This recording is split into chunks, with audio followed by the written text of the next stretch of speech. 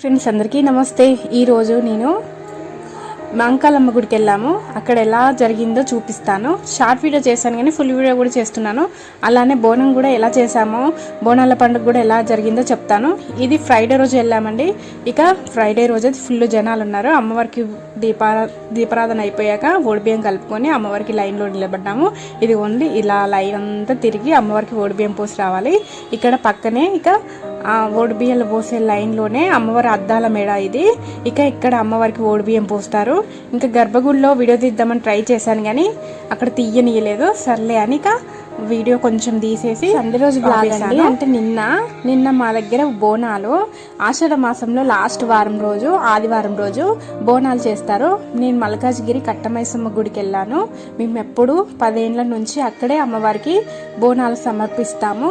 ఇక ఈ ఉదయాన్నే లేచి మామిడి తోరణాలు ఇల్లంతా అలంకరించుకొని బోనము వండాక ఇక నేను కూడా రెడీ అయిపోయి బోనాన్ని మంచిగా అలంకరించుకొని ఇక గుడికి వెళ్ళాము. ఇదేనండి కట్టమైసమ్మ గుడి. ఇక్కడ బోనాలకు సపరేట్గా దర్శనానికి సపరేట్గా లైన్లు ఉన్నాయి. మంచి తొందరగా జరిగింది. చిన్న చిన్న పిక్కులు పెట్టాను, మా ఫ్యామిలీ ఫొటోస్ మీకు కూడా చూపిద్దామని. ఇక ఇదంతా అయిపోయాక రాత్రి జాతర జరుగుతుంది. ఆ వీడియో కూడా చూపిస్తాను చూడండి. ఇదిగోండి ఇక్కడ ఎంత బాగుందో, ఎంత కలగా అనిపించిందో. ఇక ఇంటికి వచ్చాక మన వంట పని ఉంటుంది కదా, ఇక పూరీలు చేస్తూ చికెన్ వండుతూ బగారా రైస్ చేశాను. ఇక ఇది సాయంత్రం పూట అండి. అబ్బా కళ్ళ విందుగా లైటింగు, జాతర ఎంత బాగా జరిగిందంటే మస్తు అనిపించింది నాకైతే. అందుకని మీకు కూడా చూపిద్దామని ఇలాగా లాంగ్ వీడియో చేశాను. షార్ట్ వీడియోలు అంతే ఇంత క్లుప్తంగా ఇంత స్పష్టంగా మీకు వివరించడానికి రాదని ఫుల్ వీడియో కూడా చేసి పెడుతున్నాను. చూడండి, నచ్చితే లైక్ చేయండి. ఇదిగోండి ఇలాగా వేషధారణ చేస్తూ నృత్యాలతోటి మంచిగా అనిపిస్తుంది. సౌండ్స్ అయితే ఇలాగా సౌండ్స్ డీజేలు పెట్టుకొని లైటింగ్ ఎంత బాగా అనిపించిందంటే మస్తు అనిపించింది. ఇక అందరూ పోతురాజుల కోసం వెయిట్ చేస్తున్నారు. మెయిన్గా వచ్చేసి పోతురాజులను చూడనీకే వస్తారు చిన్నపిల్లలు అయితే. మా పిల్లోడైతే భయపడ్డారు వాళ్ళు రాకముందు నుంచే. ఇక నా చిన్న కొడుకు అయితే భయపడుతున్నాని నేను వాని దగ్గరే ఉన్నాను. మా వారును మా కోడలు తీశారు ఈ వీడియో. ఇక సరే అని ఎలాగుంది కదా మీకు కూడా చూపిద్దాము, చూడని వాళ్ళు కూడా చూస్తారు కదా అని వీడియో తీశాను. ఈ ఆంటీ వాళ్ళ ఇంట్లో మేము 10 సంవత్సరాలు రాక ఉన్నాము రెంట్కి.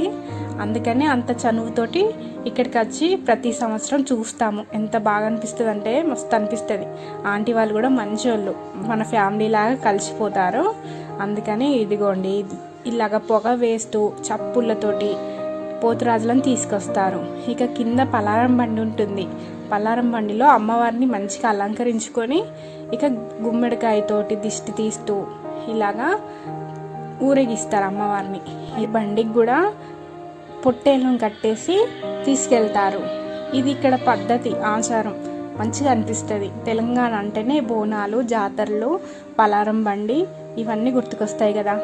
ఇక పిల్లలందరూ చూడండి, అక్కడ పిల్లలే ఎక్కువ ఉన్నారు చూడడానికి. ఇలాగ మెల్లమెల్లగా వస్తూ కిందికి దిగుతూ ఉంటారు. వీళ్ళందరూ మా తెలిసిన వాళ్ళే.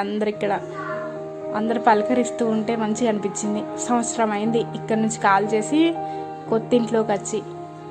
ఇక అందరూ బాగున్నారా, అసలు వస్తలేరని అంటున్నారు. ఏం చేస్తాం, ఎక్కడోళ్ళకి అక్కడ అలవాటు అయిపోయింది. నాకైతే పాత ఏరియానే మంచిగా అనిపించేది.